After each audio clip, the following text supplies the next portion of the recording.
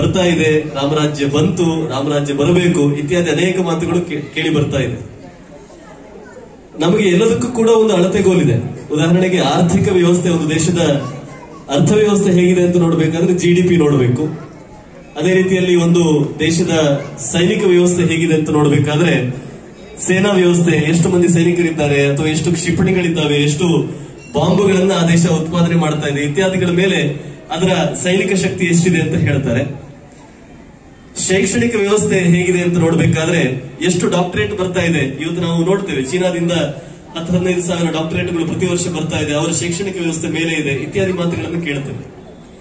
ಈ ರಾಮರಾಜ್ಯ ಅಂತ ಹೇಳುವುದಕ್ಕೆ ತಮ್ಮ ದೃಷ್ಟಿಯಲ್ಲಿ ಏನು ಅಳತೆಗೋಲು? ಯಾವುದನ್ನು ನೋಡಿಕೊಂಡು ನಾವು ಹೌದು ಈ ದೇಶ ರಾಮರಾಜ್ಯ ಆಗಿದೆ ಅಥವಾ ಆಗ್ತಾ ಇದೆ ಅಥವಾ ಆಗುವುದಕ್ಕೆ ಬಹಳ ದೂರ ಇದೆ ಇತ್ಯಾದಿ ವಿಮರ್ಶೆಯನ್ನು ನಾವು ಮಾಡ್ಲಿಕ್ಕೆ ಸಾಧ್ಯ ಇದೆ? ದೇವಸ್ಥಾನಗಳ ಸಂಖ್ಯೆಯನ್ನು ನೋಡಬೇಕು, ಯಾವುದನ್ನು ನೋಡಬೇಕು ಅಂತ? ಅಳತೆಗೋಲು ಅನ್ನುವಂತಹದ್ದು ವ್ಯಕ್ತಿಶಃ ಭಿನ್ನ ಆಗುವ ಸಾಧ್ಯತೆ ಇದೆ. ಕಾಲಕ್ಕೆ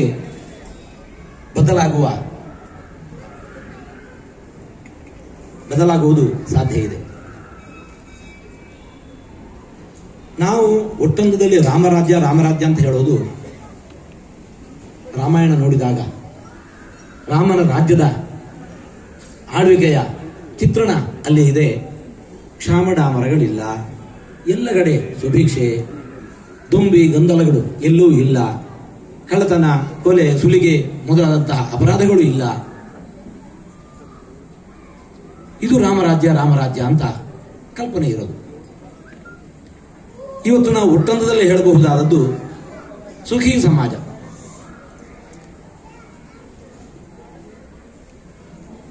ಸುಖದ ಪರಿಕಲ್ಪನೆಯೂ ಕೂಡ ವ್ಯಕ್ತಿಶಃ ಭಿನ್ನಗೊಳ್ಳುತ್ತಾ ಹೋಗುತ್ತೆ.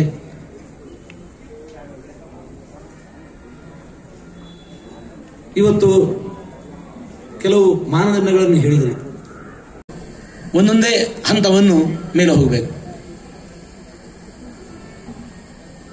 ಜೀವನಕ್ಕೆ ಮೂಲಭೂತ ಅವಶ್ಯಕತೆಗಳು, ಒಂದು ಸೂರು, ಹೊಟ್ಟೆ ತುಂಬ ಊಟ, ಮೈ ಮುಚ್ಚಿಕೊಳ್ಳಲಿಕ್ಕೆ ಬಟ್ಟೆ ಬರೆ, ಆರೋಗ್ಯಕ್ಕೆ ತಕ್ಕುದಾದ ವ್ಯವಸ್ಥೆ, ಸ್ವಲ್ಪ ಶಿಕ್ಷಣ,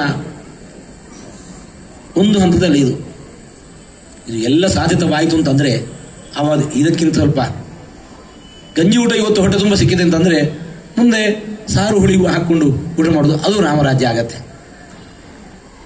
ಅದು ಒಂದು ಸಾಧ್ಯತವಾಯಿತು ಅಂತಂದ್ರೆ ಆ ಬಳಿಕ ಇನ್ನೂ ಅದಕ್ಕಿಂತ ಮೇಲೆ ಸ್ವಲ್ಪ ಶುಚಿ ಆಗಿರ್ತದೆ, ಇನ್ನೂ ಹೆಚ್ಚಿನ ಭೋಗ ವೈಭವಗಳಿತ್ತು ಅಂದ್ರೆ ಆವಾಗ ಅದು ರಾಮರಾಜ್ಯ ಅಂತ ಆಗತ್ತೆ. ಪ್ರಸಕ್ತ ಸಮಾಜದಲ್ಲಿ ನಾವು ಒಂದು ಹಂತವನ್ನು ಇಟ್ಟುಕೊಳ್ಳೋಣ. ಎಲ್ಲರಿಗೂ ಸೂರು, ಹೊಟ್ಟೆ ಬಟ್ಟೆಗೆ ಬೇಕಾದಷ್ಟು ವ್ಯವಸ್ಥೆ, ಆರೋಗ್ಯದ ವ್ಯವಸ್ಥೆ, ಶಿಕ್ಷಣ, ಇಷ್ಟು ದೊರಕಿತು ಅಂತಂದ್ರೆ ನಾವಿದನ್ನು ಪಂಚವಾರ್ಷಿಕ ಯೋಜನೆ ಹೀಗೇನಾದ್ರೂ ಇಟ್ಟುಕೊಳ್ಳೋಣ. ಹಾಗೆ ಮಾಡಿಕೊಂಡ್ರೆ ಇದೊಂದು ಮಾನದಂಡ ಅಂತ ನಮಗನಿಸುತ್ತೆ. ಮತ್ತೆ ಇದನ್ನು ಮಾಡಬೇಕಾದದ್ದು ಯಾರು ಅಂತ ಹೇಳಿಕೊಂಡು ನಾವು ಏನು ಬೇಕಾದ್ರೂ ಲೆಕ್ಕಾಚಾರ ಹಾಕಬಹುದು. ನಮ್ಮ ಸೀಮೆಯೊಳಗೆ ನಾವು ಅದನ್ನು ಸಾಧಿಸಲಿಕ್ಕೆ ನೋಡಬೇಕು. ಹಾಗೆ ಮಾಡಿತು ಅಂತಂದ್ರೆ ರಾಮರಾಜ್ಯದ ಸಾಧನೆ ಸಾಧ್ಯ ಅಂತ ನಮ್ಮ ಮನಸ್ಸಿಗೆ. ಸದ್ಯಕ್ಕೆ ಅದಕ್ಕೋಸ್ಕರ ನಾವು ಹೇಳಿದ್ದು, ಪ್ರಾರಂಭದಲ್ಲಿ ಎಲ್ಲರಿಗೂ ಸೂರು ಬೇಕು, ಅದು ಇನ್ನೂ ಸಾಧಿತವಾಗಿಲ್ಲ. ಮತ್ತೆ ಕಾಲಕ್ಕೆ ಜನಸಂಖ್ಯೆ ಬೆಳವಣಿಗೆ, ಒಂದು ಮನೆಯಲ್ಲಿ ಒಬ್ಬ ಅಪ್ಪ ಅಮ್ಮನಿಗೆ ಇಬ್ಬರು ಮಕ್ಕಳು ಇದ್ರು ಅಂತಂದ್ರೆ ಇವತ್ತು ಆ ಮಕ್ಕಳು ಇಬ್ಬರು ತಂದೆ ಮನೆಯಲ್ಲಿದ್ದಾರೆ. ನಾಳೆಗಾಗುವಾಗ ಆ ಇಬ್ಬರು ಮಕ್ಕಳಿಗೆ ಇನ್ನಿಬ್ಬರಿಬ್ಬರು ಮಕ್ಕಳು ಹುಡ್ತಾರೆ. ಆವಾಗ ಮತ್ತೆ ಪುನಃ ಅವರಿಗೆ ಸೂರ್ಯನ ವ್ಯವಸ್ಥೆ ಆಗಿಲ್ಲ. ಹಾಗಾಗಿ ಮೂಲಭೂತ ಜೀವನ ಅವಶ್ಯಕತೆಗಳು ಜೊತೆಗೆ ನಾವು ವೇಗ ಹೆಚ್ಚಿತು ಅಂತಾದ್ರೆ ಮಾತ್ರ ಇನ್ನೊಂದು ಹೆಜ್ಜೆ ಮುಂದೆ ಹೋಗೋದು ಸಾಧ್ಯ. ಇಲ್ಲಾಂತಂದ್ರೆ ಕಾಲದ ವೇಗಕ್ಕೆ ಸರಿಯಾಗಿ ಅಷ್ಟಕ್ಕೆ ನಾವು ಹೋಗ್ತಾ ಇದ್ದೇವೆ ಅಂತಂದ್ರೆ ಆ ವ್ಯವಸ್ಥೆಗಳು ಅಲ್ಲಲ್ಲೇ ಇರ್ತವೆ. ಕಾಲದ ವೇಗಕ್ಕೆ ಒಂದು ಹೆಜ್ಜೆ ನಾವು ಮುಂದೆ ದಾಪುಗಾಲು ಇಡ್ತಾ ಇದ್ದೇವೆ ಅಂತಂದ್ರೆ, ಸಾಧನೆ ಮಾಡಿದ್ದೇವೆ ಅಂತಂದ್ರೆ ಆವಾಗ ಕ್ರಮೇಣದಲ್ಲಿ ಬೆಳವಣಿಗೆಯನ್ನು ಕಾಣಬಹುದು. ಸದ್ಯಕ್ಕಂತೂ ಆಗಿಲ್ಲ. ಇನ್ನೂ ಅನೇಕ ಮಂದಿಗೆ ಸೂರ್ಯನ ವ್ಯವಸ್ಥೆಯೇ ಆಗಿಲ್ಲ.